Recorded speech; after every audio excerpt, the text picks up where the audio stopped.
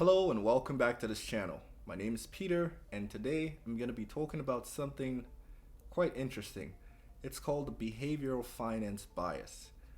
And regardless of if we want to hear this or not, many of these investment decisions based on these biases have led to not very desirable results at the end of the day. For some, it had worked out well, while for others, this is just not the case. With that, this video is going to be exposing you to various behavioral finance biases that have been at the forefront for investors making decisions on their investments. So make sure to get yourself comfortable and pay close attention as I'm going to be addressing these various issues. Now, before we get deep into this topic, let's first understand what behavioral finance bias is. When I talk about behavioral finance bias, this is basically the insane ways our brains make flawed financial decisions. While many people like to think that they are logical with their financial decisions, this is sometimes or most times not the case. Let me explain why. Somehow, we all find it easier to constantly yield to crazy amounts of cognitive biases that have way too terribly warped the money choices that we make. And so this begs the question, why are people so bad when it gets to making money choices?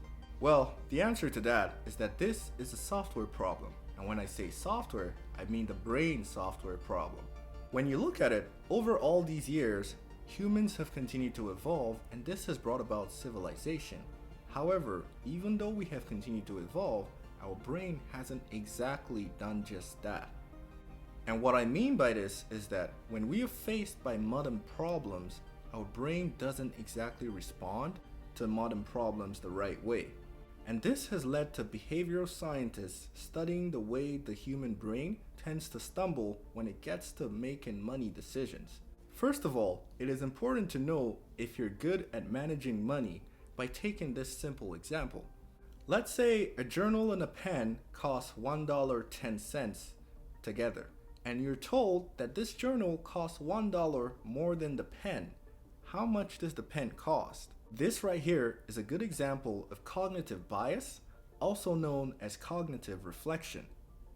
And that simple game just measured how much we could override our wrong gut response and our ability to spur the much wiser brain.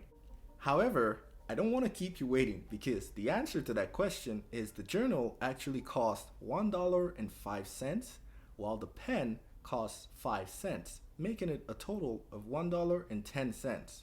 Yes, I know, I got it wrong too. And with that, behavioral finance shows how terrible we are at taming our regularly misplaced instinctual brain. While the list of these biases is endless, one that's very recurrent is the correlation bias. This simply is the brain's tendency to convince us that random acts are correlated with other random acts. For instance, just because you were able to time an equity purchase and gain so much more than you ever had, you now start to think that you're a savvy investor. So, according to random chance, we're somehow regularly led to believe that we'll always get to win in the market, and the brain does a good job in making us forget the losers. While this may sound like fun, it has led to terrible choices in the past because the overconfidence and the complacency lets you to believe that you're always going to win, and when you eventually lose, it becomes very terrible because you didn't account for the fact that you could lose. Then there's the false memory bias. This one is quite tricky because it lets us remember events that never really occurred that way to fit a particular narrative that we're trying to portray. You can see how this is going to be very dangerous when making investment choices. Another one is the availability heuristic bias. Not sure if I'm pronouncing that right, but this is simply the bias where investors are over-trusting the facts that could be pulled from one's memory without checking it. Also is the neglect of probability, where the brain tends to be insanely wrong about the risks that may lie ahead and how it may end. Another type of bias would be the survivorship bias. This one is very common with new investors and sometimes with experienced ones. Here, investors tend to have so much trust in the opinion of winners and they tend to discard the opinion of people that have lost at some point. But here is one conclusion that many behavioral finance researchers agree on. In most cases than none, the market can be held responsible for the disaster that happens to many people's financial future. Rather, the biggest and real hindrance to wealth is always us and the careless meddling that the human brain pushes us to do. Ever notice that sometimes you're caught in between leaving the market or staying in it, and immediately you do something, the opposite tends to happen?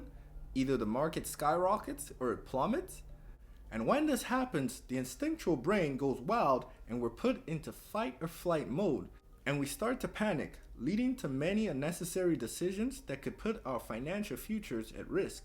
So now that we know all of these things, I would advise that you go deeper into your behavioral finance education as soon as possible, so you don't continue to make money decisions based on any of these biases. If you found this video helpful, let me know by hitting the like button.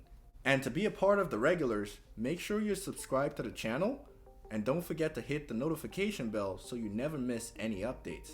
Thanks so much for watching. I'm Peter, and I'll see you in my next video.